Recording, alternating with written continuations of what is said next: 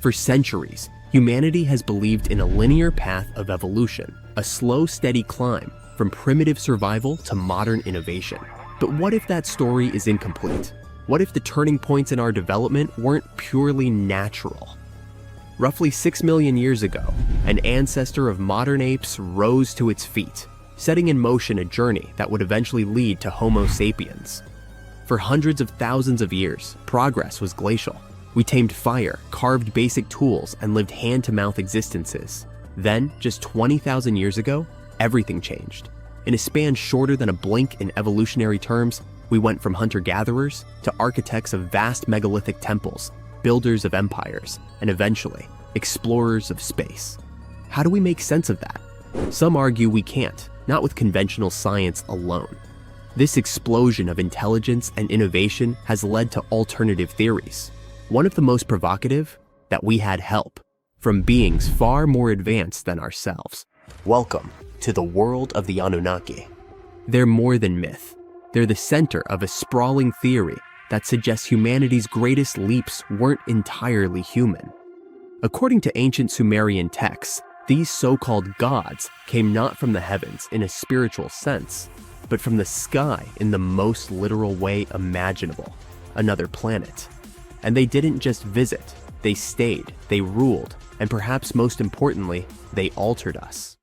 Long before Egypt erected its pyramids, or Stonehenge crowned the English countryside, the Sumerians were building cities, inventing writing, crafting legal codes, and mapping the stars with uncanny accuracy.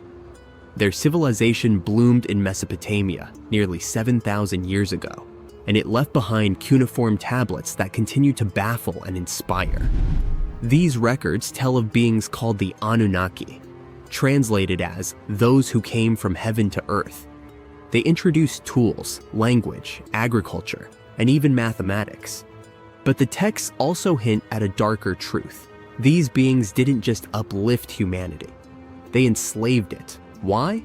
One word: gold. Ancient records describe massive gold mining operations that predated technological society.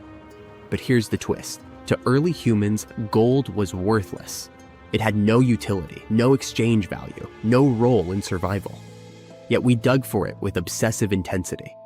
According to the Sumerians, the Anunnaki needed gold, not for jewelry, but for survival.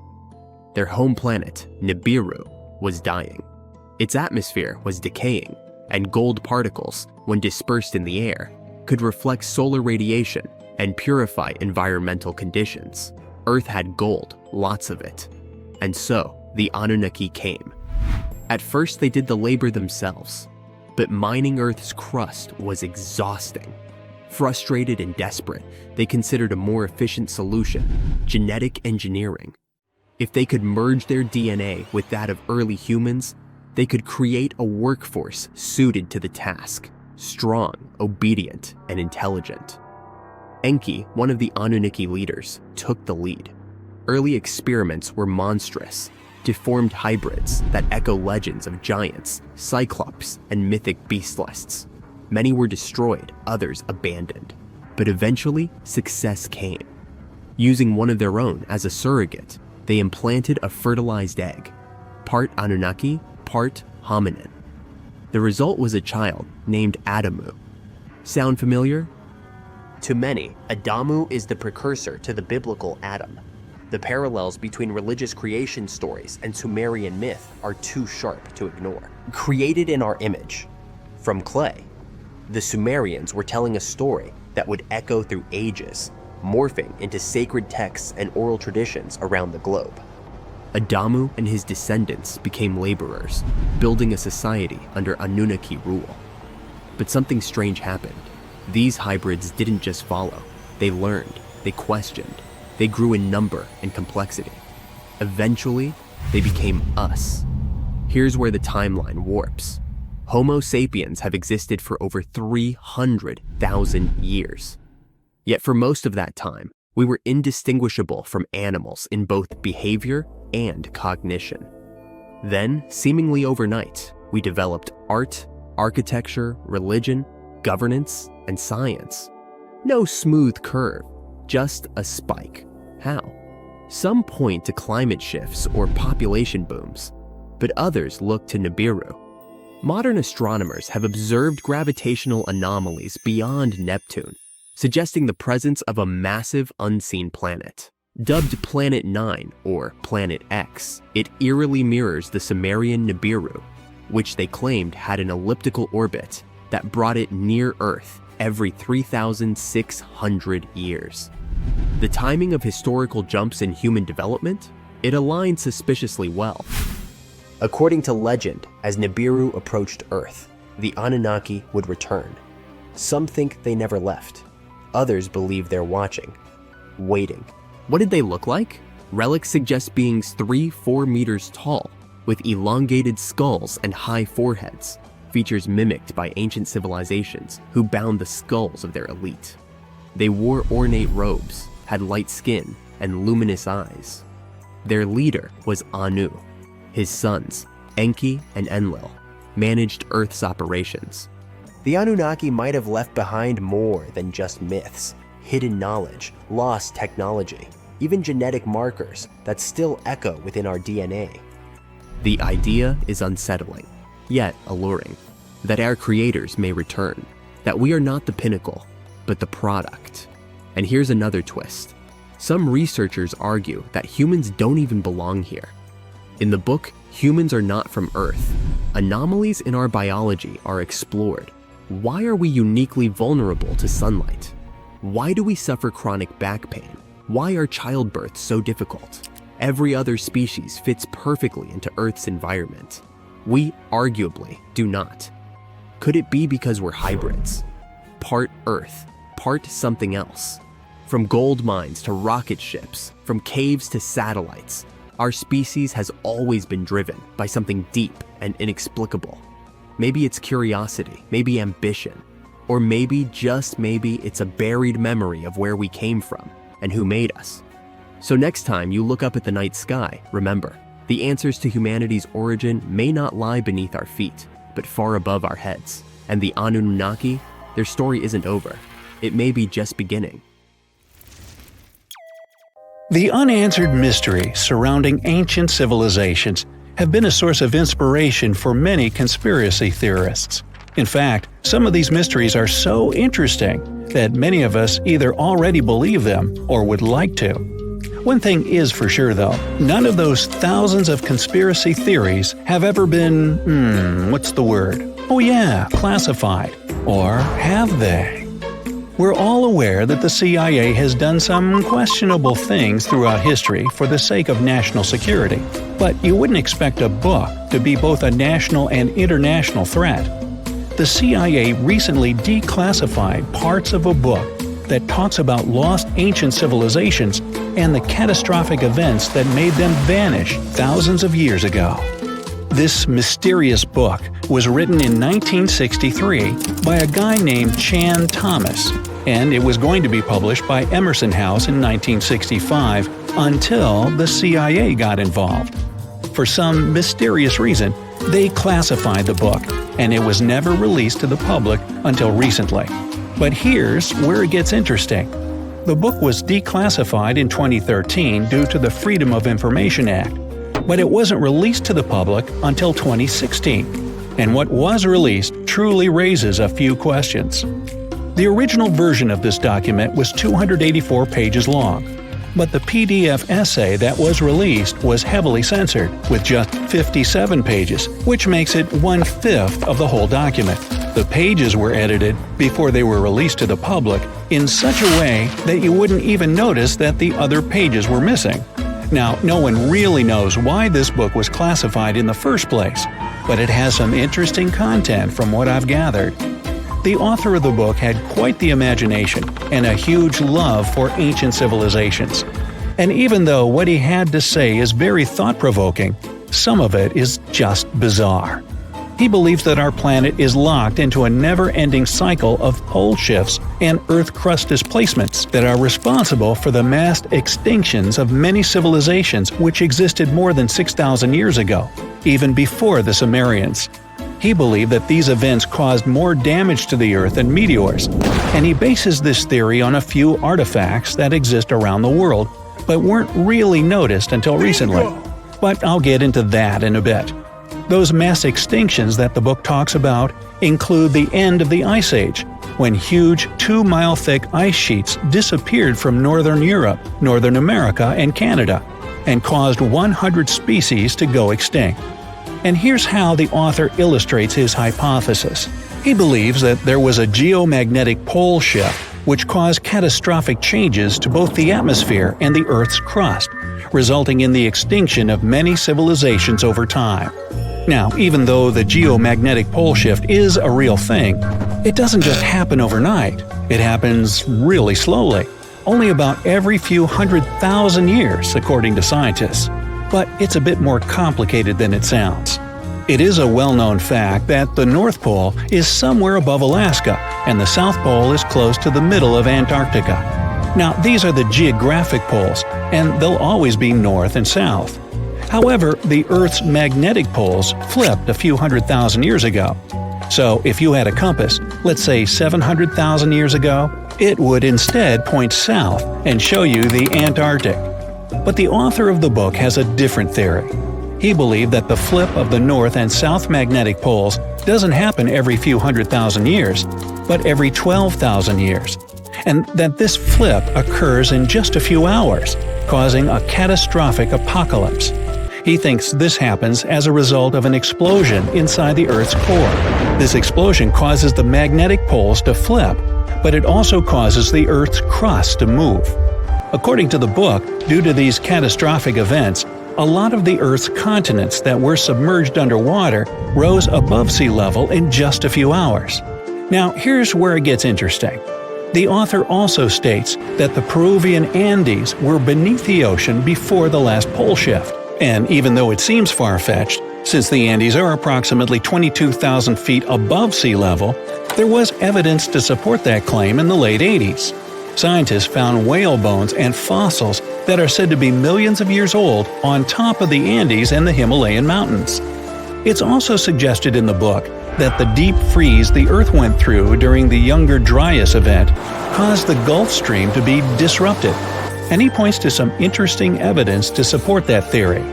Frozen mammoths were found trapped in blocks of ice with food still in their mouths. Now, this is a true mystery, because freezing cold weather is in their nature, and they were among the few animals that could truly survive in the Ice Age. So, what could have caused them to freeze so quickly? Kinda makes you go, doesn't it? The document describes the Great Pyramid of Giza as a true enigma as well. The Pyramid of Giza is made out of 2.5 million stone blocks that are placed on top of each other with great precision. It's close to 750 feet wide and more than 450 feet high. To this day, we're still not able to explain how it was constructed, and it's quite difficult to understand the internal design as well. On the inside, the pyramid has no similarities to the other pyramids, and, despite popular belief, there were no mummies found in any of them. If you think that's a bit weird, wait for the next one. There are absolutely no hieroglyphs found in any of the pyramids, and that goes both ways. What do I mean? There are also no pyramids, or anything that resembles a pyramid, in any hieroglyphs either. Mr. Thomas believes that the pyramids were created hundreds of thousands of years before the Egyptians by a civilization that went extinct. Speaking of civilizations, in his book he even mentions the Greeks. He claims that in Greece, there was another ancient race of people that went extinct as well. He claims they were extremely tall with blue eyes and blonde hair, and had access to advanced technology that the Greeks couldn't have known about in their prime. Now, before we drift too far away from the stone blocks, let's talk about another mystery, the temple in Baalbek, Lebanon, and its ginormous foundation blocks.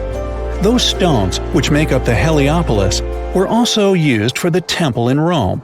The foundations of the temples are made of 900-ton trilithon stones, and according to the author, this is proof that there must have been a lost ancient civilization with advanced technology.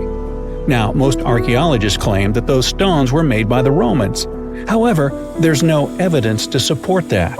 The Romans didn't have the technological equipment to make the stones or lift them. So, you might think, What if they just made them in that place right then and there? Well, those stones were also lifted 30 feet high and were placed next to each other with mathematical precision. And let's not forget about the blocks on top of the Heliopolis in Lebanon, which weigh about 800 tons each.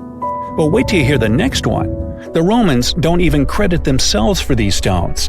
They claim that they built up the sides, but they don't take credit for the extraordinarily large and heavy foundation stones. The author also makes an interesting point about the distance between the Roman capital and Baalbek in Lebanon. Why would the Romans build the world's largest monolithic stones in such a remote area, and so far away from their capital, and never take credit for it? Well, folks, it's a mystery to me. Now, let's move on to the most intriguing enigma, Easter Island, which is located in the middle of the Pacific Ocean, or nowhere if you will. The author questions how people found it or even settled in such a remote island that long ago. One of the signifiers of Easter Island are the Moai statues, and the mystery surrounding who they depict and why. What's an even bigger question is how they were created, moved, and positioned in the places they were found. According to this declassified document, Easter Island was part of the now lost continent named Mu, and it was sunk in the Pacific Ocean in a disastrous cataclysm that happened during one of those pole shifts. The continent of Mu, according to the book, was as big as South America, and what we now call Easter Island is just what's left of that continent. The author also believes that this is what happened with the lost city of Atlantis as well. Plato is even quoted about this, saying that the whole city of Atlantis sunk miles beneath the waves within just a day. Even though the whole story sounds very intriguing and makes some interesting points, we know that, scientifically speaking, a cataclysmic pole shift causing entire civilizations to go extinct isn't possible. Chances are, we're going to find life beyond Earth by 2035, and there's no need to travel to a galaxy far, far away. Our Milky Way galaxy is full of totally suitable environments. Don't get too hyped up though. We're talking about microbes or chemical markers, not Hollywood-like green humanoids. Even so, when we finally find traces of life, it will change how we see our place in the universe. NASA's Kepler Space Telescope discovered something incredible. Almost every star has planets, and many of these planets might be habitable. Rocky planets like Earth and Mars are even more common in our galaxy than gas giants like Saturn and Jupiter. Also, we already know that our galaxy is very rich in water. There's water in interstellar clouds where stars and planets form, in the debris disks around other stars, in comets, just everywhere. What's really hard though is finding life itself. Ideally, to finally find it, we need to land on every single planet out there and literally check under each rock. But thanks to the newest research, we can at least narrow down the search to potentially habitable worlds. The James Webb Space Telescope, a super powerful telescope that was launched into space in 2021, is onto this. It checks the atmospheres of nearby super-Earths, rocky planets that are a bit bigger than Earth. It searches for life-related gases, chemicals that can only be produced by living things. And they already found some clues. For example, they detected signs of such a chemical on a planet called K2-18b. This planet is 120 light-years away, which is pretty close on a space scale. This planet is in the Goldilocks zone, which means a zone around the star where the temperatures are just right for liquid water to exist. It orbits a red dwarf star, the smallest type of star there is. Such stars are a bit fainter than our Sun. It will take about a year to check if these hints of life are real. If so, it would mean that life is much more common than we previously thought. But even if it's not, there are 10 more Goldilocks planets on their list to study. The James Webb Space Telescope is a very cool tool, but it has limits. It can't detect small Earth-like planets due to their size. To fix this, NASA plans to launch another tool, the Wide Field Infrared Survey Telescope. This one will be even better at spotting such planets and life-related chemicals. And also, we have the SETI project. SETI stands for Search for Extraterrestrial Intelligence. This project has been on a hunt for extraterrestrial creatures since the 1980s. They also believe that we'll find signs of life within the next 10 years. Not so long ago, they started a super big and cool project. It's called COSMIC, and it uses an array of radio telescopes in New Mexico. You might have seen those in the movie Contact. COSMIC allows scientists to listen to hundreds of thousands and potentially millions of star systems at the same time. If there are any interesting signals, scientists can check them right away, instead of waiting for weeks or even months. The signals themselves are often very sudden and short, but COSMIC can detect even the shortest ones that last nanoseconds. COSMIC can also help with other research, like studying mysterious and unexplained fast radio bursts, or even dark matter. This is the biggest and most powerful tool for searching for extraterrestrial life we've ever created. But it's not enough to just listen. Why don't we reach out ourselves? NASA has sent some signals into deep space. In 2002, their Deep Space Network sent a signal to the Pioneer 10 satellite. But there was an obstacle in the path. A white dwarf star, 27 light-years away from Earth. If there's a planet around this star, perhaps the signal reached them too. If there are any intelligent species there, we could receive a reply by 2029. The DSN keeps sending powerful transmissions into space. These signals will bump into 222 stars within the next 3 centuries. Maybe someday we'll receive a reply from somewhere far away. But why haven't we received a response yet? There are about 200 billion galaxies in the universe, each with around 100 billion stars. If just 1% of those stars had one planet, that's still 200 quintillion possible planets. And we can narrow it down even further. If the chance of them having life is 1 in a trillion, that would still leave us a few 100,000 planets. So, where is everyone? This is a famous question known as the Fermi paradox. The first possibility isn't that terrifying. It's possible that the universe is full of life, but this life isn't intelligent in our traditional sense. Some planets might have microbes, birds, or space dinosaurs. This is called the Great Filter Theory. It suggests that there are certain filters that life has to overcome in order to become intelligent, and maybe other species just haven't overcome them yet. Think about it. Life on Earth started in the ocean, then crawled onto land, diversified into many forms, went extinct in massive events 5 times, evolved again, and eventually led to humans. We built societies, developed healthcare, and only then started searching for another life. There's another idea called the Gaian bottleneck hypothesis, which suggests basically the same thing. While it might not be too hard for basic life to start, it's incredibly tough for that life to survive and thrive over long periods. Venus might have had oceans and Earth-like conditions too, but something went wrong. Its oceans boiled away because of a runaway greenhouse effect. Now it's sterile. Mars also had liquid water on its surface once, and both the Moon and Mercury had thick atmospheres for a short time. Meanwhile, Earth has had liquid water on its surface for almost its entire existence. It's super rare and remarkable for a planet to hold temperatures from 32 to 212 degrees Fahrenheit for millions of years. So, maybe it's a mistake to look for intelligent life, especially the one that uses the same technology as we do. It evolved under completely different conditions after all. That's also where the so-called Drake equation comes in. It's a formula that gives us a chance to calculate the potential of life becoming intelligent on a planet. To calculate the result, we need to know several variables: how many stars there are, how many of them have planets, the chance of these planets having life, and so on. Unfortunately, we don't know these numbers yet, and the result might be insignificant. But let's assume that there is at least one other intelligent species. Why haven't we met yet? There might be many reasons.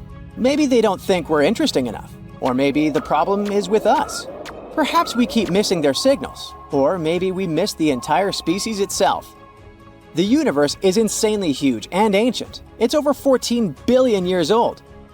If we compress Earth's entire evolutionary history into a 24-hour day, life starts at 4 a.m. Dinosaurs go extinct at 11:40 p.m. Human-like creatures appear 2 minutes before midnight.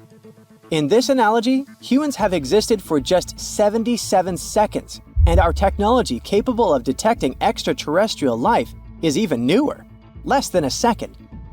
With such vast distances and time spans, the chances of us existing at the same time as other civilizations are slim. If their civilization lasted only a few millennia, we could easily miss them entirely. But that doesn't mean we should give up our search. Scientists were worried that Earth's radio signals had dimmed over time. But a recent study showed that it's actually the opposite. The numbers of our satellites keeps growing, and this makes our planet more detectable. By the end of the decade, we could have 100,000 satellites, making Earth incredibly bright in the radio spectrum. If there is an advanced civilization out there, they will easily spot us even from very far distances. Astronomers are super optimistic about it. There's a high chance they'll find extraterrestrial creatures while you and I are still around. Here's an ordinary fish. And here's a fish that was supposed to become a human. But it didn't, and not because it didn't come out of the ocean. The second fish has more intelligent eyes, but there's almost no difference between them. And that's why... Oh, and do you see that silhouette in the shadow? This big ugly monster is one of the key characters in this story, and it hates the intelligent fish. But I'll tell you more about that later.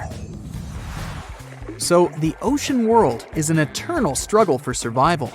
The big and strong eat those who are smaller and weaker. 400 million years ago, it was the same, only on an even larger scale. Real monsters inhabited the ocean. Giant reptilian fish ate long sea centipedes. Some fish were covered with bony shells. Others had razor-sharp teeth. As a result, some weaker fish escaped the ocean to survive. Other creatures left it to get food, or out of curiosity. And so, according to the theory of evolution, in the next millions of years, these fish began to grow limbs and hair and climb trees. And you know what happened next. And now, let's imagine that nothing forced fish to go to dry land. What if the ocean wasn't so dangerous, and there were a lot of algae and phytoplankton, and fewer ancient and giant sharks? There's food and there are no enemies. Why would fish need to leave this place and spend a couple 100 million years growing limbs? Fish could chill and hang out in the water. Some reached the surface, but they didn't like it there. Strong winds, lightning flashes, it all looked unfriendly. Millions of years passed, and fish were still around. More dangerous sea inhabitants appeared, but fish just grew longer fins to swim faster. Other fish grew plates on their tails to fend off enemies. But in general, most fish still look the same as they did millions of years ago. Their brains were developing. They learned how to communicate with one another using echolocation and movements of tails and fins. All day long, fish swam, looked for food, multiplied, and hung out together. It made no sense for them to evolve. And now, let's take a look at the history of humans. So, fish came to land and grew limbs. Then the struggle for survival began. Some creatures became carnivores, others turned into herbivores. Some ate grass, and others noticed ripe fruit on trees. These crawling creatures started reaching for fruit. After millions of years of such attempts, the creatures' limbs began to grow longer. They stood on their back legs and finally became upright. These ancient animals, the ancestors of primates, learned to climb trees to get more fruit. Then some of them started using stones to crack nutshells. Others began to throw sticks into branches to knock down ancient apples. The more these animals interacted with the environment, the more their brains developed. In addition to saber-toothed tigers and other ancient monsters that tried to eat primates, there were also bad weather conditions that caused a lot of problems. Ancient apes began to hide in caves and even create shelters from branches and leaves. Then someone accidentally started a fire, and it changed the rules of the game. New neuron connections opened up in the brain, and it led to abstract thinking. People built bonfires in caves and watched flames cast shadows on the walls. Images began to form in their heads. The ancestors of people began to make drawings. And so, step by step, over millions of years, they evolved into Homo sapiens. Of course, no one knows precisely how it was, but let's assume that evolution worked this way. The struggle for survival formed the human brain. And now, let's go back to the ocean, where fish swim. They can move from side to side, up and down, and they don't need to reach any branches and fruit. Food is floating everywhere around them. Fish are cold-blooded, so they don't freeze. They don't need to hide from the rain or anything else, so they don't need to build roofs and shelters and start a fire. But still, something changes in their minds. Fish often swim to the surface to see this bright light from the sun. Through the clear water, they see the starry sky and the bright moon. And of course, these pictures form new neural connections in their brains. Fish are curious, and they think about how to explore the land. Their gill-based respiratory system doesn't allow them to be out of the water for a long time. Fish begin to contemplate this world. Over hundreds of thousands of years of evolution, they learn to communicate with one another and begin to understand how the cycle of life in the ocean works. Some fish form large colonies and build houses inside coral reefs. But these houses look like big anthills, not like buildings. Fish stay there to hide from enemies and to have rest. Also, fish meet other enemies, birds. Gulls and pelicans catch lunch when fish rise close to the surface. Small fish decide never to swim there and create a law forbidding them from approaching the surface. The appearance of this unspoken statute forms society. Some fish train to fend off seagulls. Fish hold sharp stones, pieces of coral, or shells in their teeth. And when gulls catch them, these fish hit the bird's feet with corals. Also, fish manage to catch their winged enemies. When some seagull dives under the water, fish attack it from all sides. They do this to study the seagull's body and understand how it can fly and breathe on the surface. Fish become wise creatures, like highly developed dolphins. They understand more and more about the planet, but don't strive to get out of the water because there's no need for it. But then, they discover something creepy. Fish swim toward the shore and see how big bald creatures without scales, with smooth skin, arms, and legs, dive into the water. Fish swim closer to get to know them, but these creatures catch them with their webbed hands. Now fish have another, more dangerous enemy, the sea people. They are intelligent, cruel, and strong. To understand these creatures, let's go back to the real world and look at seals, dolphins, whales, and walruses. All these animals are mammals, which means warm blood flows in them. But why are they so different from fish? Seals and sea lions have the same ancestor as dogs. Manatees and elephants have common origins. Whales and dolphins are marine versions of hippos and hoofed animals. Hundreds of millions of years ago, the ancestors of all these mammals were cold-blooded fish. They got out of the ocean and began to explore the land. Their bodies started to change, and their blood temperature rose. But some of these animals decided not to go far from the water. Those that left the ocean became dogs, bears, and elephants. And those who stayed close to the oceans and seas became mammals adapted to the water. They didn't explore the land for various reasons. Some animals hid in the water from land enemies. Perhaps some couldn't spend a long time under the scorching sun. They transformed into animals with fins. They don't have gills, but can hold their breath underwater for a few minutes. And now, imagine if primates living in trees moved to the shore. Their skin would lose its fur, webbing would grow on their fingers, and their whole body would get covered with a thick layer of fat. they would develop intelligence and become sea people. Each of them would weigh as much as a polar bear because of subcutaneous fat. The fact is that all marine mammals need a lot of fat to protect their body from the cold. A large amount of fat makes them mobile and fast in the water. Now, intelligent, peaceful fish have to fight with cruel sea people. But who will win in this conflict? I think we need another video to find out. Don't hold your breath, but we're very close to hitting a major milestone in human history. Some scientists say the next couple of centuries will be a make or break situation for us. Will we be a measly Type 0 civilization forever? Or will we blast off into the stars like the boss-level beings we are? Don't know what a Type 0 civilization is? Let me explain. As our species gets bigger and smarter, our energy needs go through the roof. And that's not just because we all want to keep our hair dryers running, but also because all our fancy machines need energy too. Our transportation devices, factories, and communication tools. The Kardashev scale is useful in measuring how advanced a civilization is, based on how much energy they've got. So far, there are 7 theoretical levels a civilization can be at, according to most specialists. I'll spare you the Google search. Some scientists have estimated that humans are at a mere level of 0.72. We're not even a Type 1 yet? The scale was invented by a scientist named Kardashev in 1964.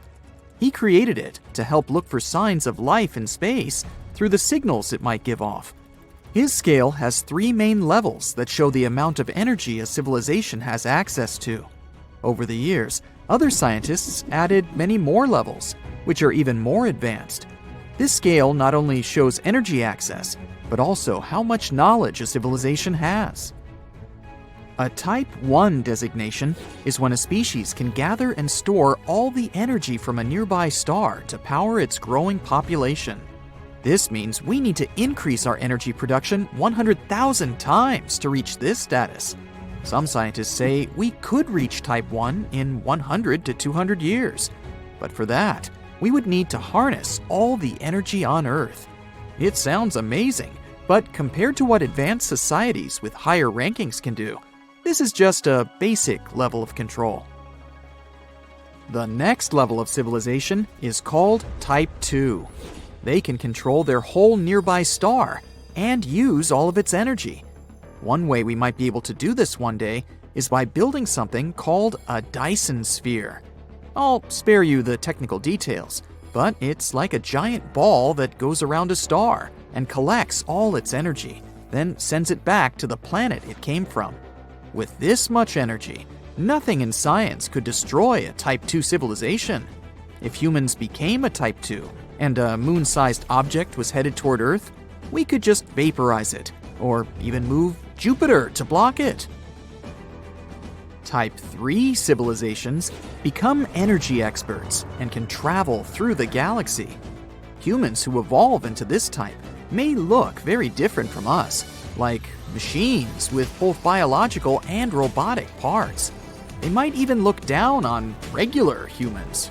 Who knows? It's unlikely you'll make friends with a Type 3 person, that's what I'm saying. These humans might also have colonies of robots that can replicate and spread across the galaxy. But there are limits to their travel because of the laws of physics, or at least those that we know today. That is, unless they invent a new way to travel faster than light or teleport through wormholes, which are currently only theories. Kardashev believed that a Type 4 civilization could not exist. That's the reason why he did not go beyond a Type 3 on his original scale. He thought Type 3 was the limit any species could achieve. Some people agree with him, but others think there could be even higher levels of civilization. Type 4 civilizations and up were theoreticized by other scientists. A Type 4, for instance, would be able to harness all the energy in the universe and even live inside black holes. This kind of technology would need to use laws of physics that we don't understand yet and might not even have the resources to discover at this point. Type 5 is even more mind-boggling. This would be a level where beings have the power to control the universe itself. It would also exist in a world with multiple parallel universes. Humans are far from ever reaching this level, but if we take care of our planet and each other, who's to say it can't be possible one day? These types of civilizations would have the ability to travel to different universes and even be able to create our own. They have control over reality, and their population would be so large, it would be, in theory at least, indestructible. A Type 6 civilization is even more powerful. They would have the means not only to create and travel to other universes, but also to control the basic functioning rules of these worlds. They would exist in a lot of different universes at the same time, and they could affect all the laws of physics as we know them. They also exist in many different versions of space and time, with different pasts and futures. A civilization that is categorized as a Type 7 or K7 is capable of traveling and controlling the entire omniverse. The omniverse is a term that refers to every universe, dimension, and reality that exists. This level of power is thought to come from an individual rather than a civilization, as the civilization would have merged into one entity that is all-knowing, all-powerful, and present everywhere. Okay, let's slow down for a bit. Before we reach all these incredible levels, we at least need to become level 1, right? But what would that take? Right now, humans are not advanced enough to be considered a Type 1 civilization because we only use a few sources of energy, like wood, coal, and oil. But there are many other sources out there that we haven't discovered or used yet. We'd need to rely solely on renewable sources, like wind, sun, and water for our energy needs. This energy would be so accessible that you might not have to pay for your power bill anymore. In a Type 1 civilization, energy would be as essential as air. One strategy would be for us to turn natural disasters into something positive. For example, we can use tsunamis to make electricity. We could rely less on construction work and use earthquakes to help us change the land. By controlling the planet's energy sources, we could also control the weather. For instance, if a certain place would be experiencing a drought, we could just send rain clouds to bring it back to life. If we become a Type 1 civilization, we might be able to balance the amount of carbon in the atmosphere and end up controlling our planet's temperature. This means that natural disasters will become easier to predict and less damaging. Additionally, we might even be able to live in places we never thought possible, like underwater, on top of mountains where it's freezing, or in the desert. So how close are we to this level upgrade? A recent study looked at the different ways we get energy, like from fossil fuels and renewable sources. Problem is that each way of getting energy has its limitations. For some, we have limited materials. For others, at least for the time being, the costs are too high. So the team behind this study took a careful approach to make precise calculations. They found that we can reach a high energy level, but it won't happen until the year 2371. This study shows just one way we can become an advanced civilization, but it's also possible that we'll get there in a completely different way. Also, let's not forget, the first rule in becoming an advanced technology is to not become extinct. I know that sounds a bit redundant, but in our quest to harness all the energy this planet has to offer, we also need to protect it to the best of our abilities. Until we manage to travel to the edges of the universe, Earth is still the only place we call home. At some point in its long and very interesting history, our dear planet Earth was sort of snoozing, just doing its planetary thing, spinning around the sun. And then, bam, life starts getting fancy. Plants and animals start strutting their stuff, showing off their complexity. Fast forward a bit, about 65 million years ago to be exact. and a cosmic disaster strikes. Or at least that's what we presume. An asteroid probably smashed into Earth, wiping out the dinosaurs and other big animals. We can't pinpoint specifics about the asteroid, but we do know that it was extremely large and it crashed into our precious planet, creating a dusty mess that settled everywhere. You can still find remnants of that dust layer in sedimentary rocks today. If you dig beneath it, you'll uncover a whole bunch of fossils. These prehistoric creatures were living it up before the asteroid crashed the party.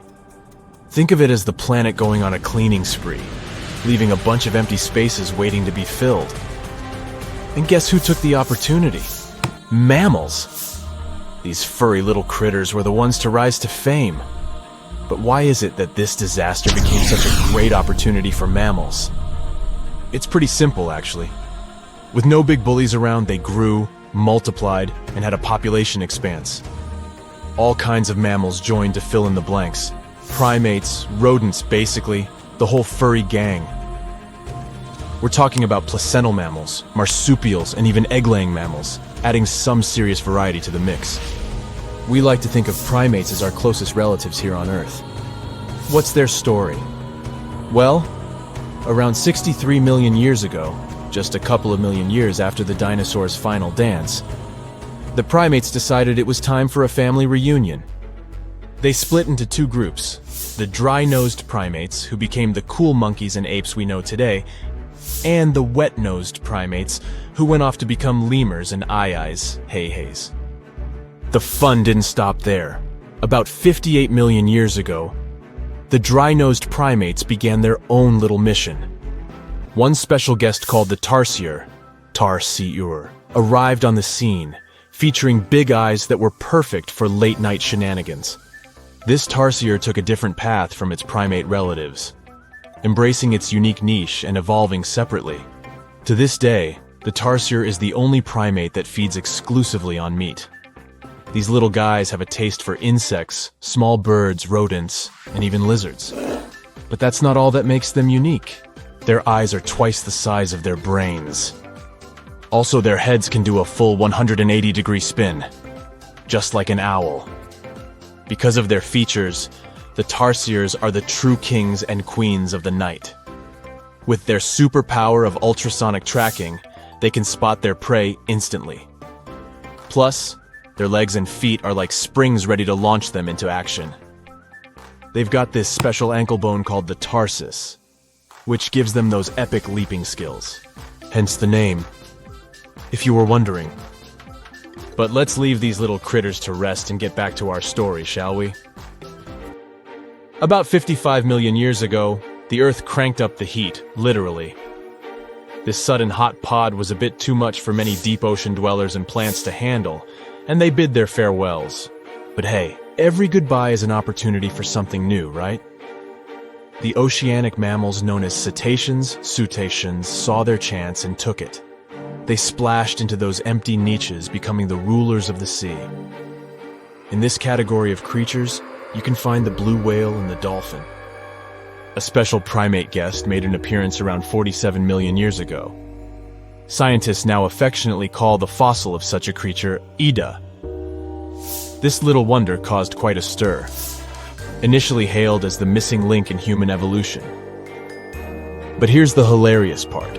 It turned out Ida was not one of us dry-nosed primates, but a cheeky wet-nosed one. Moving forward to 40 million years ago. This is when another big event happened in the primate world. The New World monkeys, our distant cousins, decided to take a different path and branch off from our lineage of Old World monkeys. They packed their bags and set off to conquer South America, where they're still living it up today. What's the difference between the two, you might ask? Well, one crucial thing that sets them apart is the fact that the Old World monkeys had nostrils that pointed downwards. Around 25 million years ago, another troop of apes entered the scene, and these guys had something special, the lack of a tail. These unique creatures would go on to become our closest relatives. We're talking apes and great apes, the cool gang who share a whole lot of genetic similarities with us. The first ape to break free from the monkey madness was the gibbon. About 18 million years ago is when this little acrobat swung into the picture. A few million years later, the great apes made their grand entrance too. Orangutans were the pioneers, venturing into the wilds of southern Asia. We're getting closer and closer to the present. It was 7 million years ago when the great apes took a major fork in the evolutionary road. One path led to our ancestors, the future Homo sapiens, and the other path led to chimpanzees and bonobos. These two primate branches remained united for a few million years before finally going their separate ways. 5.6 million years ago, a game-changing ape, called Ardipithecus, made its way into our evolutionary history. It had a special talent, bipedalism. That's right, this was one of the first apes to walk on 2 feet, probably making its primate buddies raise an eyebrow or two. The real showstoppers, however, arrived around 4 million years ago, the Australopithecus crew. These were the earliest members of the Hominina hominina subtribe, our tribe. What made them so special? Well, probably the fact that they brought some serious tools to the game. Stone tools, to be precise. It seems that at some point in their evolution, these clever primates started using stones to make their lives easier. Now here comes a crucial turning point in our story. About 2 million years ago, our ancestors faced a food shortage. Survival of the fittest was the name of the game, and 2 strategies emerged. Group 1 went for stronger jaws, allowing them to chomp on tough foods like nuts. Group 2 had a different idea. They opted for weaker jaws, but bigger brains. They wanted access to a wider range of food options. Obviously, the bigger-brained group took the prize. And here's where our gang comes into play. Around 2.5 million years ago, a type of primate also known as handyman made its mark on history. These clever beings had larger brains and knew how to put those neurons to good use. About 1.9 million years ago, a new star emerged, Homo erectus. These creatures not only walked upright, but also had brains that were almost twice the size of the handyman's. They took the world by surprise, becoming the first of our direct ancestors to venture out of the African continent. They even knew how to tame fire. Approximately 700,000 years ago, the world witnessed a culinary revolution. The earliest evidence of cooking appeared. And around 500,000 years ago, our ancestors decided it was time to become a bit more fashionable, donning the first evidence of clothing. Our very own species came to be just 300,000 years ago. Told you we were late to the party. But the world was never the same after the appearance of Homo sapiens, the anatomically modern humans. Alongside our other relatives, we emerged, ready to conquer the world with our innovative minds and complex societies. The exact path of our evolution remains a bit of a mystery. But what we do know for sure is that Neanderthals joined the party around at some point too. As Homo sapiens flourished, so did our capacity for language. Modern speech is believed to have emerged almost hand in hand with our species. We started expressing ourselves, sharing stories, and shaping the world with our words. So, there you have it. It took 13.8 billion years of cosmic history for humans to make their entrance. Think about it. 99.998% of the time since the Big Bang, we weren't even around. Our species, Homo sapiens, is the toddler of the Earth's family, existing for just the tiniest fraction of the universe's timeline. Yet, in this blink of an eye, we've managed to unravel the entire story that led to our existence. The story won't end with us. It's an ongoing saga, still being written with every passing moment. Now, think about the vastness of the universe. Our galaxy contains between 100 and 400 billion stars. Many of them can potentially host planets. Many of those planets might have water in them and be capable of supporting life. And this is just the Milky Way alone. What's the likelihood of other intelligent civilizations existing out there? Well, there's a famous formula called the Drake equation. It's a mathematical tool to guess how many civilizations from outer space might be able to talk to us in our Milky Way galaxy.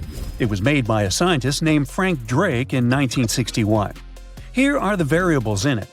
N is the number of civilizations we could potentially talk to in our galaxy. R star is how fast new stars are born in our galaxy. F sub p is the fraction of stars with planets around them. N sub e is the average number of planets around each star that could support life. F sub L is the fraction of those planets where life might actually start. F sub I is the fraction of planets with life that could become smart civilizations. F sub c is the fraction of smart civilizations that send signals into space.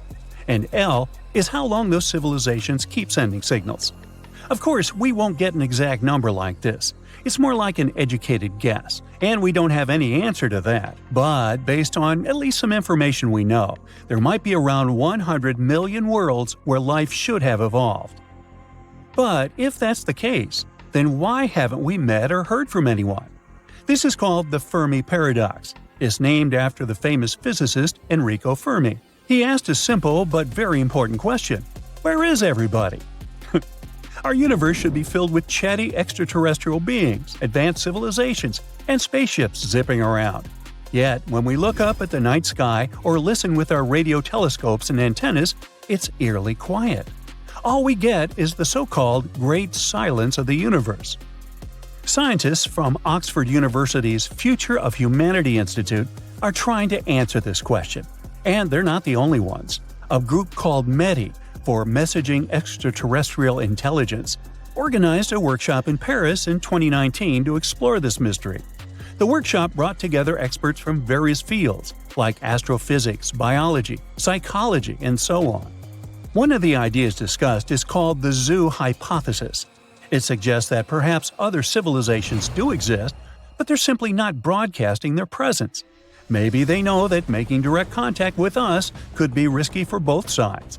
So they're intentionally avoiding us, because they're watching us like observing a zoo. They could be using advanced technology we can't detect. There are also some optimistic explanations, like time delays. Space, as you know, is unimaginably big. The time it takes for signals or information to travel across the universe is enormous. It's possible that other civilizations exist, but their signals haven't reached us yet, or ours haven't reached them. But some explanations aren't very optimistic. Like, some scientists think Earth might really be unique. Maybe the conditions that led to life and intelligent beings are so incredibly rare that there are no other planets like ours. Scientists point out that there are many planets similar to Earth, and some are much older. This means there should be plenty of planets where life could evolve. Recent research also suggests that life might be way more resilient than we thought. And, well, while it increases the amount of life existing out there, it also increases the chances that intelligent life doesn't last very long. It might destroy itself before it can spread to other parts of the universe. This is a concerning idea for the future of humanity. The researchers also considered that many planets might be at a similar stage in their development. That's why it's hard for them to explore the universe at the same time. But even they agreed that this explanation is way too far-fetched. And finally, one of the big potential explanations is called the Great Filter. This idea was suggested in the 1990s by Robin Hanson. It says that for life to develop and become advanced like us, it has to overcome some really tough challenges. First of all, the planet itself should have a good stable star and good enough conditions on it. Then life has to start on that planet. These life forms need to be able to reproduce using things like DNA. Simple cells must evolve into more complex cells. More complex organisms with multiple cells must develop. And eventually, these organisms must figure out how to reproduce, which increases genetic diversity. And finally, these organisms must be smart enough to use tools, create, and explore things. Finally, they should colonize other planets and star systems without destroying themselves. And maybe one of these stages is so incredibly hard that most civilizations don't make it past that point. This challenge could be something like developing intelligence in the first place, or it might be the struggle to avoid self-destruction. So perhaps life isn't rare at all, but most of it doesn't go beyond simple tiny organisms like bacteria. Even if the universe is full of bacteria, they don't become advanced enough to build spaceships. The Great Filter might also be something from outside, like a huge asteroid crashing into a planet, a dangerous burst of gamma rays, or a massive star going supernova. These events could destroy life on any planet, no matter how advanced they are. So, if we've already passed this challenge, it means we could be the only ones in the universe and we can explore it. But if we suddenly hear from a super advanced civilization, it could mean the hard part of the challenge is still ahead of us. Now, the Fermi paradox focuses on intelligent civilizations. It just implies that there should be civilizations more advanced than us, or at least as intelligent as us. But if you think about it, why should extraterrestrial life be similar to ours at all? It might be completely different for many important reasons. Life elsewhere might have developed under completely unique conditions. This could lead to forms of intelligence and consciousness very unlike our own. For example, it could have evolved into highly advanced forms that aren't based on biology as we know it. These beings could exist as energy-based entities, silicon-based life forms, or even as a hive mind. And because they have evolved completely differently, they may be capable of things that we aren't capable of. For example, we can't see the entire light spectrum. Our eyes also can't perceive cool things like dark matter. But who knows what the vision of extraterrestrial beings may be capable of? Their abilities might even extend beyond our three-dimensional perception. They might be able to perceive and interact with higher dimensions, which is why they could have unique, interesting insights into the nature of our world. Or maybe they've learned to think outside of time, like in the movie Arrival. For us, we still haven't met them, but for extraterrestrial beings themselves, the concept of time doesn't exist at all. They're simultaneously in the past, present, and future. For humans, something like this is hard to even imagine. Plus, even on Earth, we don't fully grasp how consciousness works or why it exists. We're not even sure when exactly we became conscious. So even if we do encounter extraterrestrial life, it will be hard for us to understand them or communicate with them. We think that they might have entirely different language systems, symbols, and so on, but they might not even have any communication systems at all. As you can see, the possibilities are endless. Evolution is a process that can go in many different directions. It's possible that extraterrestrial life developed in ways we can't easily understand or even imagine. These things are intriguing to think about. There are still no easy answers. The Fermi paradox remains one of the most exciting and mystery questions in science. Scientists continue to explore these mysteries through a multidisciplinary approach. They're hoping to find clues that could lead to breakthroughs in our understanding of alien intelligence. And until we find a definitive answer, we can keep sparking our curiosity and imagination. Tartesos, a mysterious, highly developed society that once flourished and then, without any warning, suddenly disappeared. Moreover, before they were completely gone, they performed some strange rituals, as if they were trying to save themselves from something. But what happened to these people? Let's try to find out. Let's go to the southwest of Spain, to about 2,500 years ago. Once, there was a beautiful city here, a trade center of Tartesos. Imagine the temple in the middle of a deserted town. A breathtaking, monumental two-story building. There's a thick smell of frying meat in the air, and the smoke from its frying rises high into the sky, covering the patterns of the sanctuary. The sun has already set, and it's time to prepare for the ritual. We enter the ancient monumental hall. Inside, hundreds of people gather around a long wooden table lined with delicate ceramics and bronze bowls. They feast and drink. These people have much more fun than the animals outside the building. These animals are being prepared for the ritual. Horses, cows, pigs, donkeys, even dogs. All of them were brought here to appease the deities. And what happens after the ritual itself is even crazier. At the end of the ceremony, people take torches and set fire to the whole building. Everything turns to ashes and coals, and when the last embers fade away, they take shovels and begin to bury this place. It will take them at least several days to bury the former sanctuary under piles of earth. They work tirelessly.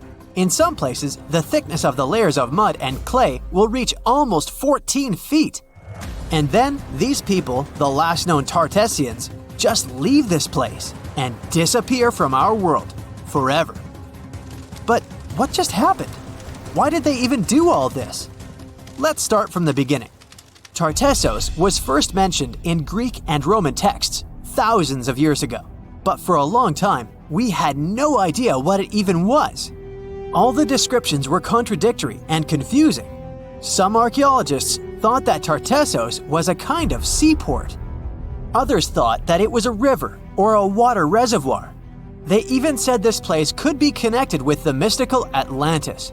But there was nothing to back it up with, so the scientific community quickly rejected this idea. But today, we know the truth. Tartesos was an ancient civilization. It's been located on the Iberian Peninsula, one of the southernmost islands of Europe. It flourished in the 9th to 5th centuries BC, and then, around 2,500 years ago, suddenly disappeared. They were quite rich. The island had rich reserves of metal, so their economy was thriving. Silver, copper, lead, and other good things were mined in the local Sierra Morena mountains. Almost all the locals were engaged in trade. For them, it was a common thing. Isn't that strange that there were so few records left about them? And not so many monuments of their culture have survived to this day. In total, throughout Spain, scientists were able to collect around 20 archaeological finds related to Tartesos. 3 of them were excavated in the Guadiana Valley: Cancho Ruano, Casas del Turnuelo, and La Mata. Let's start with the first one. Cancho Ruano was discovered in 1978. This find was one of the most significant pieces of the puzzle. This is one of the most beautifully preserved structures of the Tartessian civilization. Not only the walls have survived to this day, but so did the altar, the moat, and even several artifacts. For example, some jewelry and wine glasses. It was a square building surrounded by a deep moat filled with water. And, to be honest, we still don't know its exact purpose. We only assume that it could be an ancient temple. Some rituals were carried out there. For instance, they would set fire to the temple and cover it with thick layers of sand and clay. They even left some expensive artifacts inside, tools, gold jewelry, and so on. Moving on to the next find. Casas del Turnuelo is one of the best preserved buildings in the entire Western Mediterranean. We only discovered it a couple of years ago, back in 2015. And it hasn't been studied that well yet. But we already know that this place is also pretty weird. Casas del Turnuelo was a very rich building. It wasn't just some kind of temporary camp. It was a place of monumental, impressive architecture. Massive staircases, vaulted ceilings, luxurious materials brought from all over the Mediterranean, and the latest construction technologies. It was supposed to be a place of power, maybe even something like a palace. And yep, it also became the venue for the rituals. It's unclear whether the locals intended to destroy this beautiful place from the very beginning, but this is where they performed the greatest ritual in the area. This ritual involved more than 50 animals, including the most valuable ones, horses. It was their only means of transportation.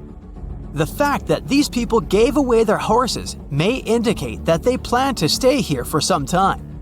Perhaps they hoped to appease the deities and settle on local lands. The ritual was carried out exactly as they intended. And just like Cancho Ruano, this place was also set on fire. When the ritual ended, the locals buried this place and left, disappearing into the countryside of the Iberian Peninsula. Now it's an abandoned and quiet place. Just like Cancho Ruano, it's been standing here untouched for more than 2,000 years. The last find is La Mata. which was discovered much earlier than the other two, back in 1930. The resemblance between all of them was striking. La Malta had the same fate. It was burned and forgotten for centuries. All of this is very strange and mysterious. It seems like the locals were fleeing from something. Perhaps something happened that made them start building these banquet halls and arranging large-scale rituals. They thought that their deities turned away from them and tried to appease them. But unfortunately, it didn't work. As a result, they were forced to leave their temples and soon disappeared altogether forever. And by the way, why did they disappear at all? Well, this is another mystery of this civilization. One of the most important questions is, did they know that they were going to disappear? Or was it something unexpected? Did they suffer some kind of sudden catastrophe from which they were trying to escape? Or something else? Scientists have several theories on this. The first theory says that there may have been several major earthquakes and subsequent tsunamis in this region. These natural disasters destroyed local settlements and severely demoralized the survivors. Perhaps they were looking for salvation from this. Another theory is that there were some problems with trading. Since they were rich in metal and lived off their economy, any problems in it could lead to big troubles. If they had some kind of mining crisis, then relations between different nations could worsen greatly, and things could get pretty nasty. The truth probably lies somewhere in the middle. The most current theory says that around the 6th century BC, a large-scale tsunami hit the port. This greatly damaged the economy, which worsened the relationship between Tartesos and its neighbors. In any case, this seems to be speculation. This place is like a dream come true for archaeologists. It stores a huge amount of information and secrets that we have yet to unravel. The Tartessians had no idea that by burying their artifacts, they were making a real gift to the scientists of the future. And while scientists continue to study them, we can check out the stuff they have already discovered. History lovers can see Tartessian tools, horse figurines, and decorated ivory in the Archaeological Museum of Badajoz. Let's hope that in the future, scientists will learn more interesting things about this civilization, and we'll finally find out what happened to them. Now, we wouldn't call this island mystical unless there were tales of giants living here. The island of Gozo in Malta is the backdrop of an ancient legend. Malta is an island country located in the Mediterranean Sea, just south of Europe. It's a very strategically located archipelago. Throughout history, it was ruled by many different societies, such as the Phoenicians, Greeks, Romans, and Carthaginians. One cold night, thousands of years ago, a farmer noticed the sky turn orange, then red, when he heard a loud thump. Although the ground seemed to be moving, this wasn't an earthquake. When he looked toward the woods, he saw a giant silhouette, taller than the trees. As he fearfully approached, he realized it was a woman, a giant woman. She introduced herself as Sansuna. Unlike the terrible giants of many tales, Sansuna didn't want to exterminate the human race. She was loving and caring. She told the farmer that she and her people could help protect their land from invaders. The locals were pretty interested in this offer. Since Malta is located in an important commercial route, it was constantly being invaded. The story says that Sansuna settled in Malta, and sooner rather than later, she was moving things around. And when I say things, I mean monoliths. Sansuna carried huge stones on her shoulder to build a magnificent temple called Gigantia, which means place of giants. She even did this while holding her half-giant, half-human kid on the other shoulder. Some say Sansuna lived exclusively on beans and honey, although others replaced honey with water. The funniest bit here is that Malta is the 10th smallest country in the world, but it somehow managed to host giants. Hey, go figure. The temple looked like a giant game of Tetris, with some stones weighing as much as 20 elephants. Some of these monolithic rocks are so heavy, scholars guess it would take 50 men working together to lift just one stone. Now, as much as this is entertaining, humans never proved giants were real, so this story couldn't be true. There's a brief mention of a species of giants called the Nephilim in some ancient texts. The Nephilims would have been terrible giants that wreaked havoc on the earth and only survived until the Great Flood. But nobody ever found real proof of this species really existing on Earth, until this came along. The world of Maltese archaeology unearthed quite a few shocking things in the past years. One of them are known as the hypogeum skulls. Hypogeum is the Greek word for underground, and this incredible site was discovered in the first decade of the 20th century. Back then, Malta's National Museum director received an important phone call. Someone had accidentally dug some impressive bones and asked him to come check it out. The hypogeum looked like an underground city, filled with mazes and rooms that stretched along multiple floors. They were all made with similar limestones as the Maltese temples above ground. The hypogeum was filled with important relics and artifacts. Scientists quickly understood that the hypogeum was built as a type of final resting place for locals. So, along with skulls, they found a lot of bones and skeletons. One of these artifacts were skulls, but these weren't regular human skulls.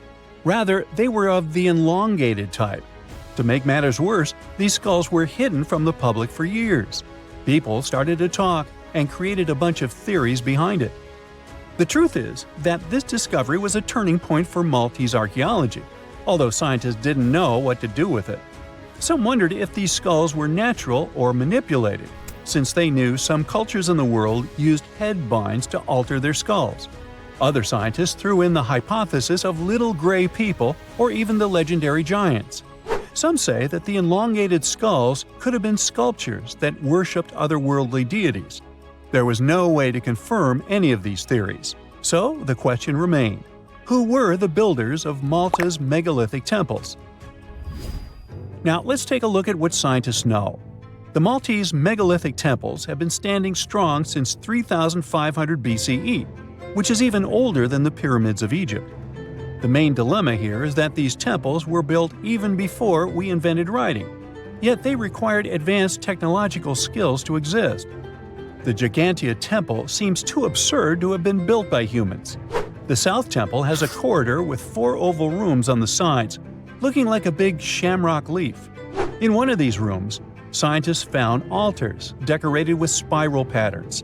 It looked like an altar of some sort, indicating early Maltese people used them for ritualistic purposes. The North Temple is similar but smaller, with a very low entrance that makes people crouch down to get inside. You get it? You need to bow down to their deities in order to get into this sacred place. I mean, one can't help but wonder about the secret reasons these ancient builders had to build such a huge temple. I'm thinking they probably cast one of Daenerys' dragons to move the monoliths around. Yeah, I'm joking here. But hey, remember the entrance to King's Landing? Yup, the series used the Medina Gates in Malta as the exterior of King's Landing during Episode 3 of Season 1. Anyways, back to the giants. The ritualistic theory of the whole thing won a few points when archaeologists uncovered these mysterious figures. They're popularly known as fat ladies. These tiny statues have round bodies and faces that show how much they enjoyed life. They kind of look like a miniature Sunsana, the giantess we talked about. Scientists believe these were statues that celebrated well-being and prosperity. It does prove that the people of the time had advanced craftsmanship skills, and they were pretty intentional with their constructions and art manifestations. One of these statues is known as the Sleeping Lady. This Neolithic piece of art depicts the figure of a large woman lying on her side sleeping. After studying it deeper, scientists guessed this statue was meant to represent the Great Reaper. It was found in the hypogeum, which we now know is a huge resting place. This specific statue is different from all the other fat ladies, starting with the hair and the embroidered skirt. Then there's this statue.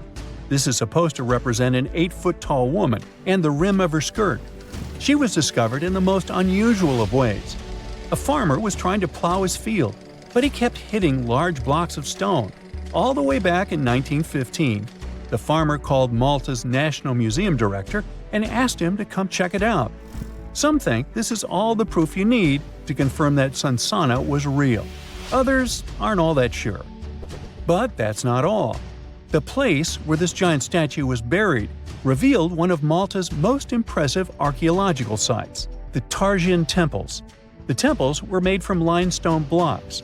Some are 20 feet tall and weigh around 20 tons.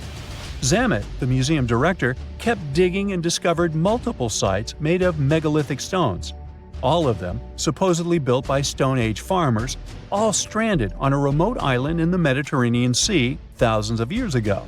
It just doesn't make sense. I mean, look at these temples in Manidra. This is probably the world's earliest calendar. On the equinoxes, the sun passes directly through the main doorway, straight down the central axis. On the solstices, there are two superb variations.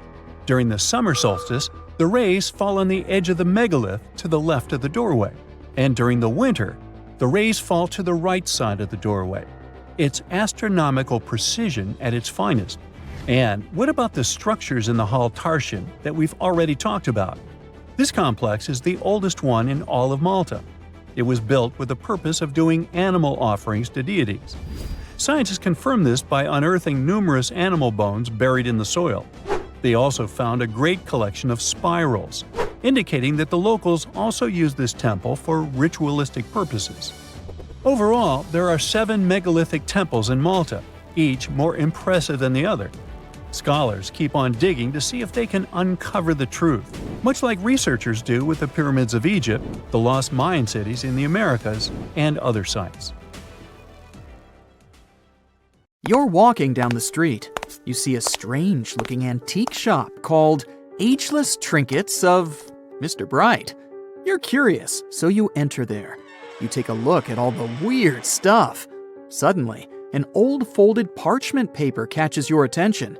It's a world map, but something's off with it.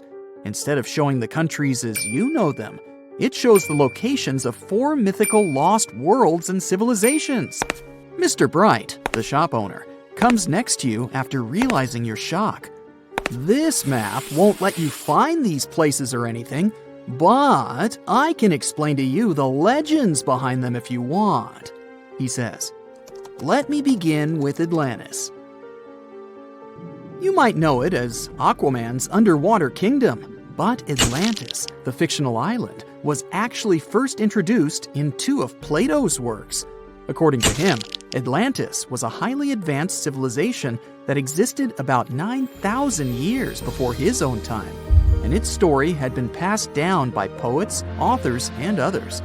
He wrote about Atlantis and its citizens to give a moral lesson and to teach about the dangers of arrogance, as well as the eventual downfall of those who are after too much power.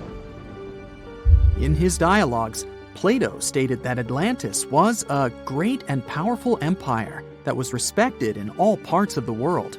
It was founded by beings who were half deities and half human, and became a great naval power after a while. Being an island filled with gold, silver, and other precious metals certainly helped their case. But besides that, it was also known for its breathtaking architecture and state-of-the-art technology, as well as its countless rare and exotic wild animals. Atlanteans were proud of their great achievements and the perfection of their civilization, but their excessive pride was going to bring their downfall. They believed they were so superior that they could gain control over any nation. This led them to launch a series of invasions. They conquered many of the Mediterranean lands, but when it was time to enter Athens, Athenians pushed back with an extraordinary force, so the Atlanteans were finally defeated. Plato stated that deities then got angry at Atlanteans because of how wicked, greedy, and immoral they became. So they punished them by sending earthquakes, which caused Atlantis to sink beneath the sea. Although the earliest written records of Atlantis were Plato's works, some people still believed his story to be based on truth and tried to identify the island of Atlantis with actual countries. Some people suggested it may have been located in the Mediterranean Sea, near the coast of Spain or Italy. Others thought it may have been located in the Caribbean, off the coast of Central or South America, but there was no solid evidence to support any of these claims. One theory, in particular, seemed more plausible than the others, though. Located in the Aegean Sea, the island of Santorini was the home of a highly advanced Minoan society. However, due to a huge volcanic eruption. It was destroyed about 3,600 years ago, causing the Minoan civilization to suddenly disappear. These similarities between the fictional Atlanteans and the historical Minoans made Santorini a good candidate for the speculations. Yet again, there were still major flaws with it, such as how the time when Plato said Atlantis was destroyed doesn't coincide with the time of Santorini's eruption. So Atlantis still continues to be regarded as nothing more than a popular legend in the scientific world. Now, let's move toward the northeast direction on the map, Mr. Bright says.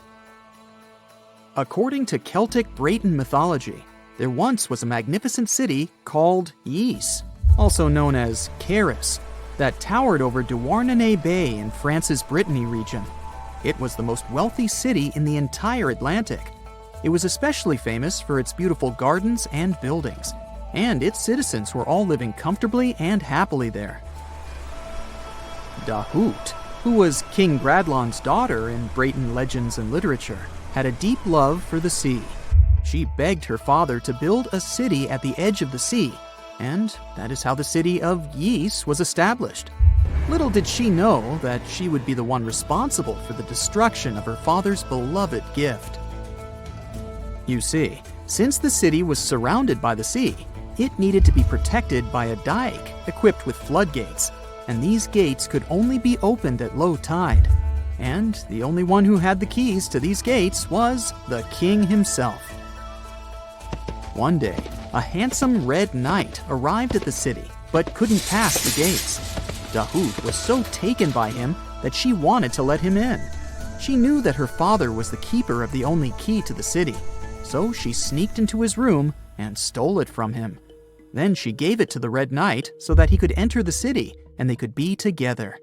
However, the Red Knight turned out to be the Prince of Darkness, and he intentionally left the gate open to the raging sea. The waves soon swallowed all of Ys. King Gradlon was able to escape on his magical horse, but Dahut couldn't. She turned into an evil mermaid who lured sailors into the sea.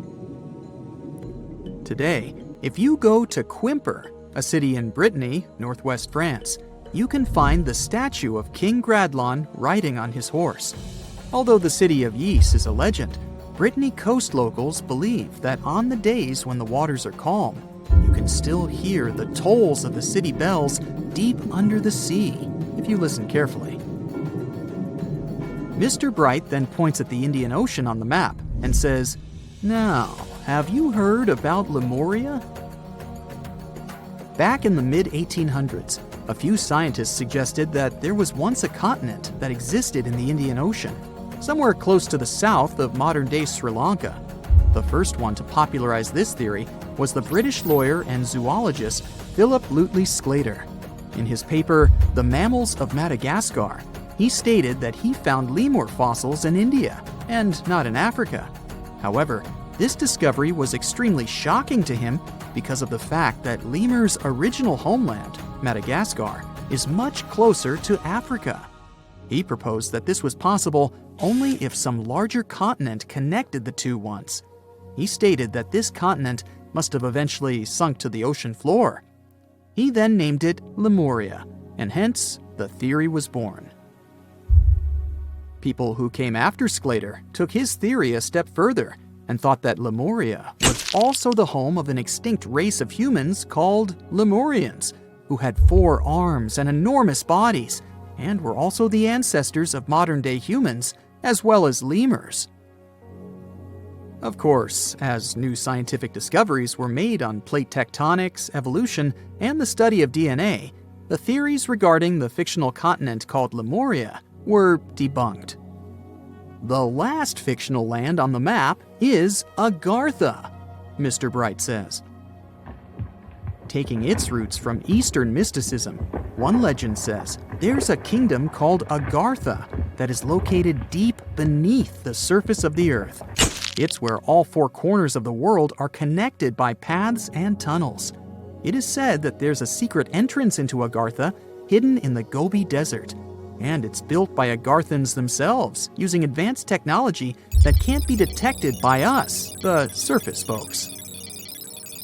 According to some beliefs, Agartha exists to counterbalance the energies of those who live above the surface.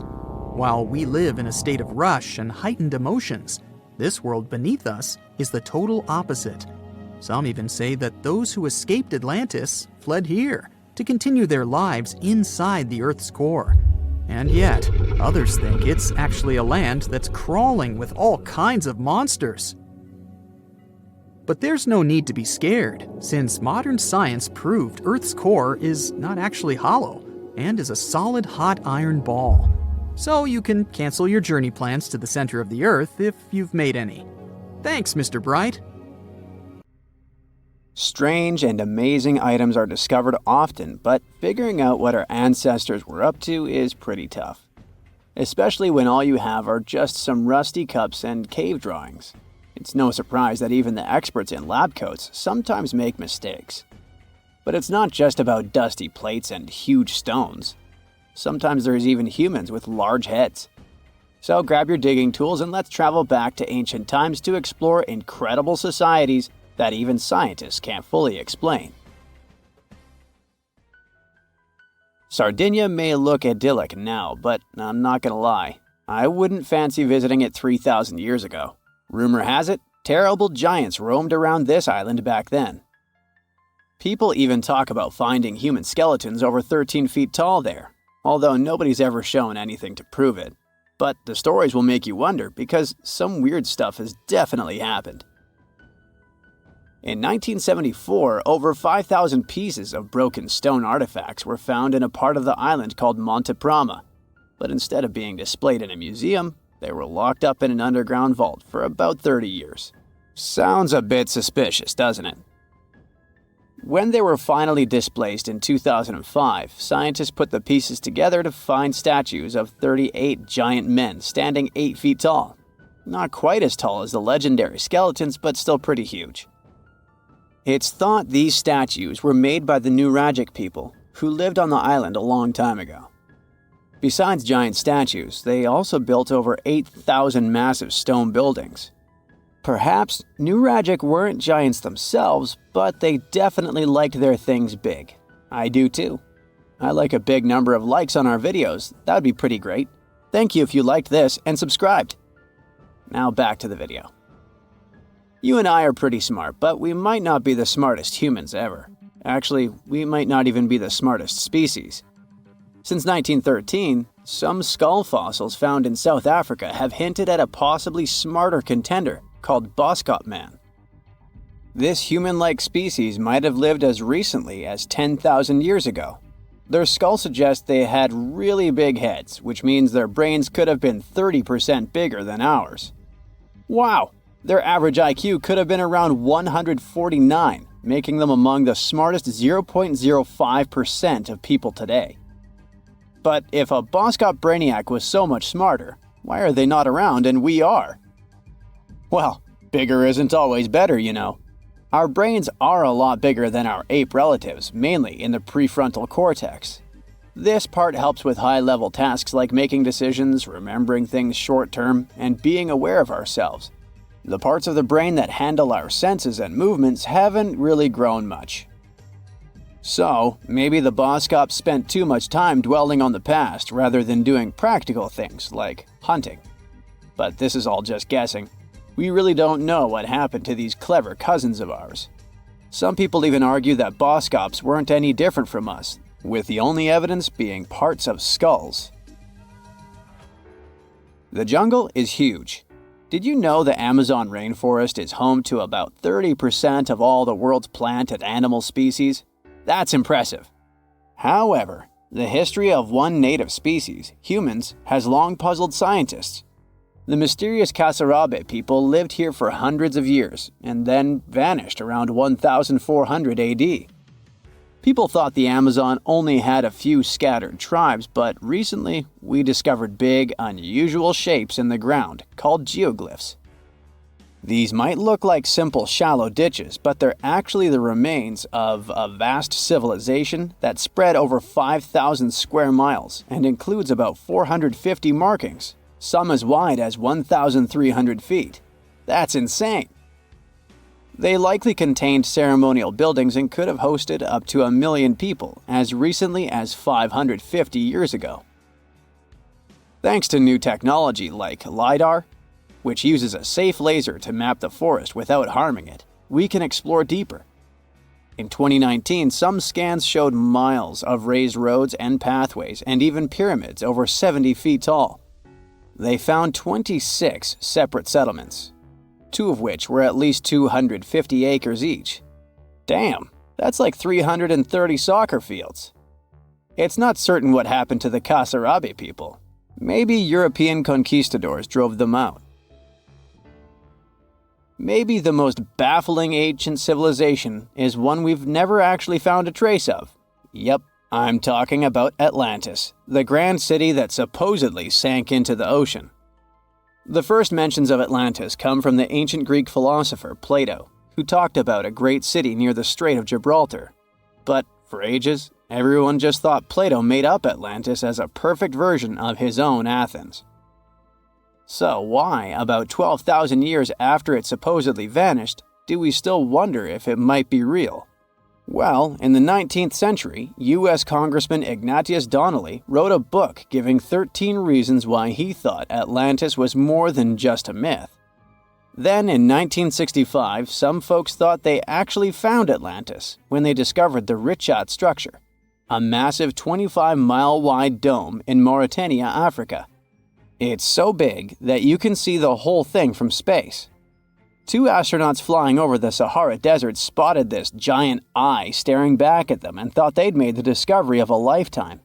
Unfortunately, there's no solid evidence linking this structure to Atlantis. It's believed to have formed from volcanic activity about 100 million years ago. But it does look suspicious, doesn't it? Still, we're no closer to knowing the truth. Imagine going back to about 3,300 BCE and finding yourself in South Asia. Welcome to the Harappan civilization. These people were way ahead of their time. They had cities like Harappa and Mohenjo-Daro, complete with baked brick houses, sophisticated drainage systems, and even public baths. This place might have had over 5 million people, making it one of the densest regions at the time. They also invented a system of standardized weights that was incredibly useful for traders. And trading they did. These people had connections stretching all the way to the Middle East, thanks to their great skills in metallurgy. They even had a form of ancient branding. The seals were used to stamp clay on tray goods. Despite being so advanced with a thriving urban life, there's a whole bunch of mystery shrouding their language and script. We've got bits and pieces of their writing, but no one's deciphered them yet, even with all the technology we have today. We also still don't know how exactly their society worked. It looks like they didn't flaunt their social status as much as other civilizations. No grand palaces or massive monuments. Instead, their largest buildings might have been granaries. They sure were practical. Unfortunately, all good things must come to an end. Around 1800 BCE, this bustling civilization started to decline, possibly due to shifts in river patterns. As the environment changed, the Harappans packed up, moving towards more hospitable lands. Ever heard of the Minotaur? The beast with a bull's head and a man's body, hunting the bravest travelers in a massive maze. Well, this wasn't just any old tale. It was one of the most popular dramas of the ancient world. And it was inspired by this place, the island of Crete. The Minoans lived here during the Bronze Age. They had stunning palaces, amazing frescoes, and a culture so rich it still fascinates historians to this day.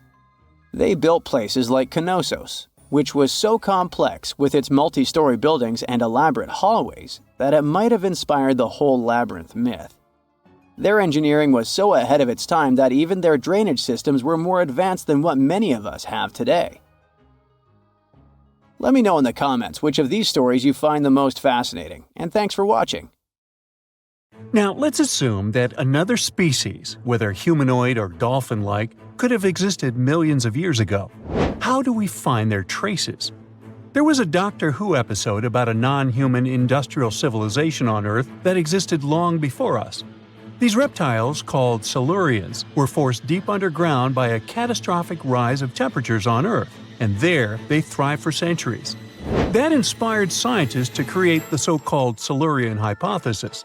If there was an advanced civilization before us, we should find their traces somewhere. Well, let's try. Climatologist Gavin Schmidt and astrophysicist Adam Frank decided to dive into this themselves. Like us, any technologically advanced civilization would be hungry for energy, so they looked for global effects that would leave a widespread mark. For example, hints of large-scale industrial processes, like plants and factories, and their leftovers. Then comes the question of how long these civilizations would last.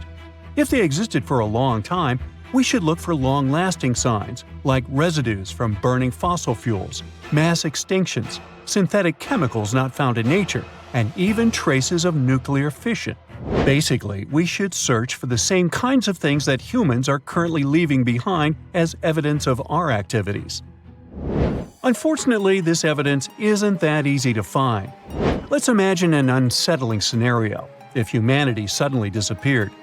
Even though it seems like we've left a lot of changes on our planet, the future civilization millions of years from now would struggle to find any remnants of our existence. Why? Well, our planet has existed for 4.5 billion years. Complex life on Earth has existed for more than 400 million years. Compared to that, our industrial period only lasted around 300 years, and we haven't left any significant traces. Our record of Earth's history is full of gaps, especially the further back you look. The fossil record captures only some things, being very selective and incomplete. On average, one fossil emerges every 10,000 years, and dinosaur footprints are even rarer. Mountains rise, oceans change, and plate tectonics can easily wipe out evidence of entire civilizations. After a couple of million years, chances are any physical signs of a civilization would disappear. In order to find at least something, we have to look for things like odd sediment patterns or unusual isotopic ratios. Also, fossils mostly form in water, leaving us in the dark about creatures on land or in the jungles. So even if there was a technologically advanced society millions of years in the past, and even if they were far more advanced than us, we might struggle to find any clues of its existence. Frank and Schmidt try to understand how we could ever hope to spot signs of them. Discovering actual cities would be the ultimate proof of a Silurian-style civilization on Earth. But Adam Frank isn't too optimistic. Even now, our cities cover less than 3% of the surface, making it easy to miss ancient city ruins. Whether a city survives over tens of millions of years depends on whether the land around it is sinking, getting locked into a rock, or rising, getting worn away by rain and wind. So places like the French Quarter in New Orleans might have a better shot of making it into the geologic record than, say, Haight-Ashbury in San Francisco. When it comes to finding artifacts, the odds are pretty slim as well. No prehistoric iPhone would survive millions of years, fancy glass or not. Finding their fossilized remnants might be a bit more promising, but it's still tricky. Considering modern humans have only been around for about 100,000 years, it's quite possible that we might overlook any traces of an earlier advanced species. There is one thing, though. We could stumble upon their traces in rocks. Our current chaotic era might leave a distinct mark on the Earth's geological history, especially since we're basically experiencing PTM 2.0. I'll get to that in a moment. So they try to look at the changes in the carbon cycle. Humans have been releasing a lot of fossil carbon since the 18th century. This leaves a special mark in the carbon isotope ratio, like a signature that shows the difference between carbon in living things, such as seashells, and carbon in lifeless volcanic rock.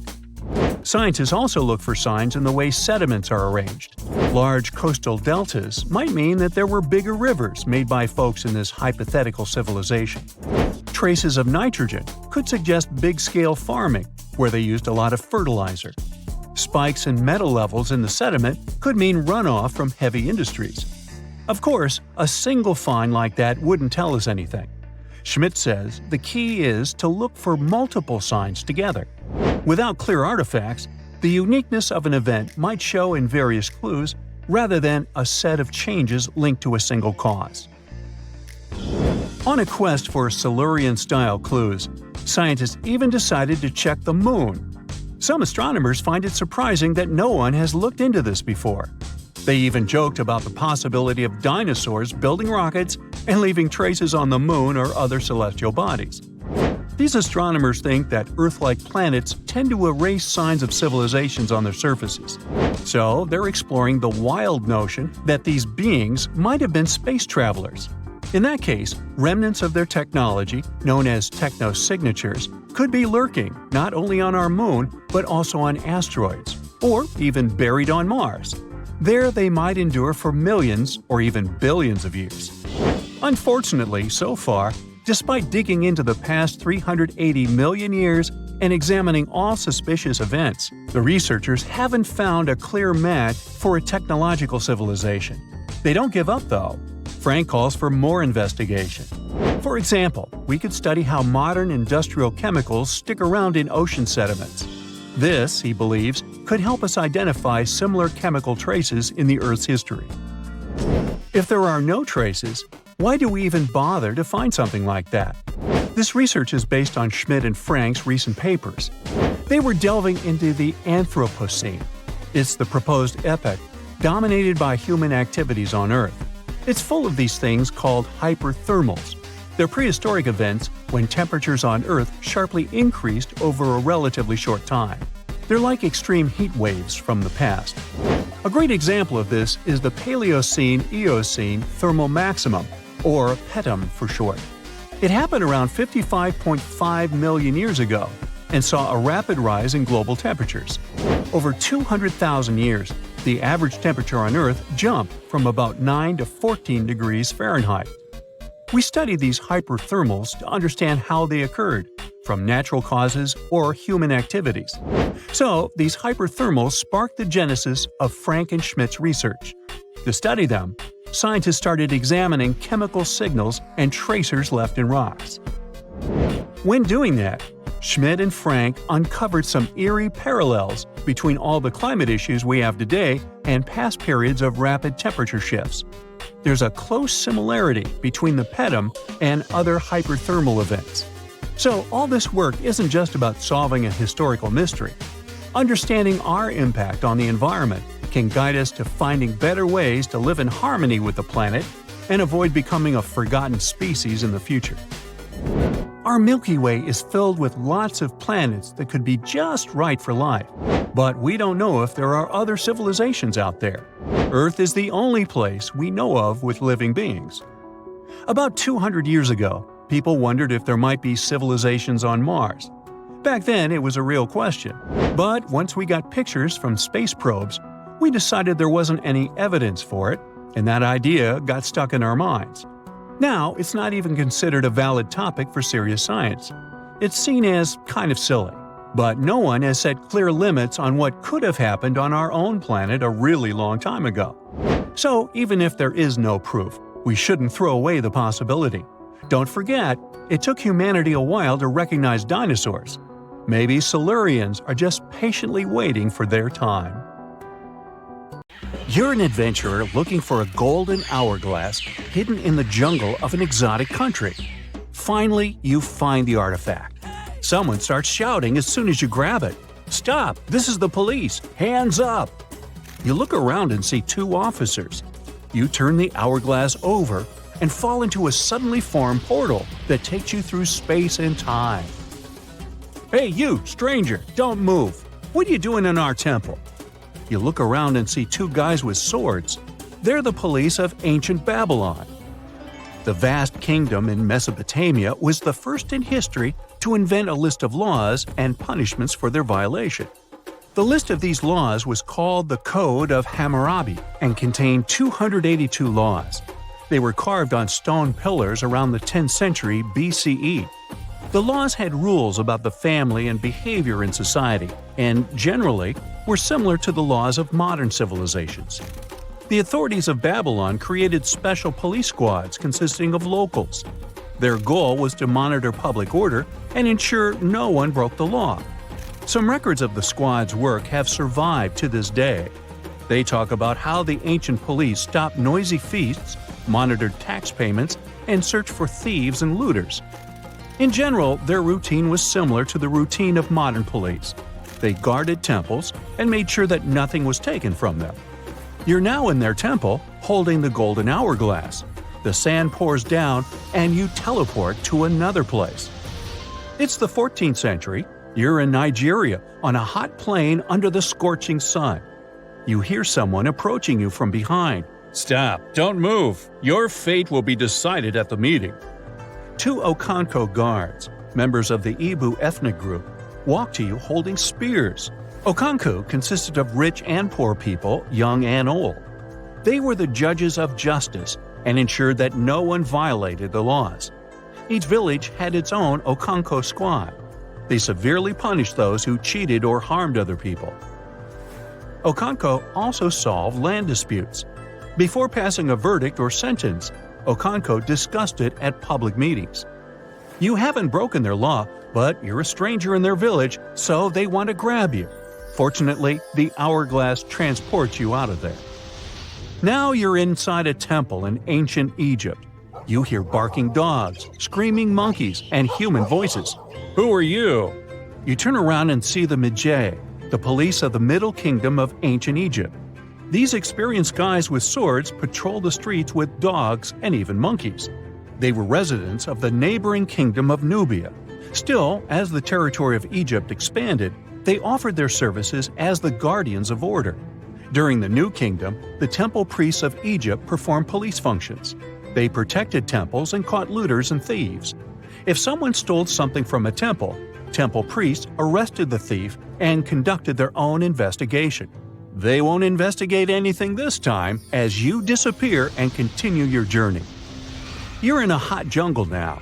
You can see large stone buildings through bushes and trees and hear a flowing river and people's voices. You're next to a large agricultural area. It looks like a modern civilization in a tropical forest. But this is the 15th century, and you're in the Incan Empire on the South American coast. Police officers are called tokrikokes here, which means the one who sees everything. Two tokrikokes pass by you and don't tell you anything. The Incan Empire had a developed legal system, and no one could arrest you just like that. The one who accused another person of violating the law had to be above the rank of the accused. Therefore, tokrikokes were the most senior people in cities. They kept order and also conducted a population census. Their duties also included the distribution of land and the construction of roads and bridges. They held all court proceedings publicly and punished those who committed serious violations. But for petty hooliganism, people were just subjected to public censure. Here, you feel safe thanks to the harsh but fair laws. But the hourglass is restless and takes you to ancient Greece. And to be honest, you're out of luck because the Cryptia of Sparta is in charge here. These tough guys got trained in duels from an early age and developed incredible strength and endurance. Yeah, everything is as we've seen it in the movies. The Cryptia means hidden.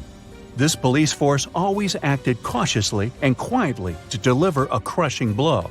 They didn't have armors or big swords. They were wearing light clothes and had sharp knives. The Cryptia kept order and made sure farmers paid taxes and shared their harvest. Also, the Cryptia suppressed any rebellions among people. Unlike the people in other countries, the Cryptia worked at night and rested during the day. Well, it's daytime, so no one will arrest you. But if it were night, you would hardly be able to escape from the Spartan police. You teleport to ancient Judea, where a fair judicial system was highly valued. Each city had its judge and 2 trained soldiers under their command. They were called Judean shotarim. These fighters were excellent at archery and sword fights. Their duties included checking and setting market prices and resolving private property and public safety issues. Dogs in every house should be chained.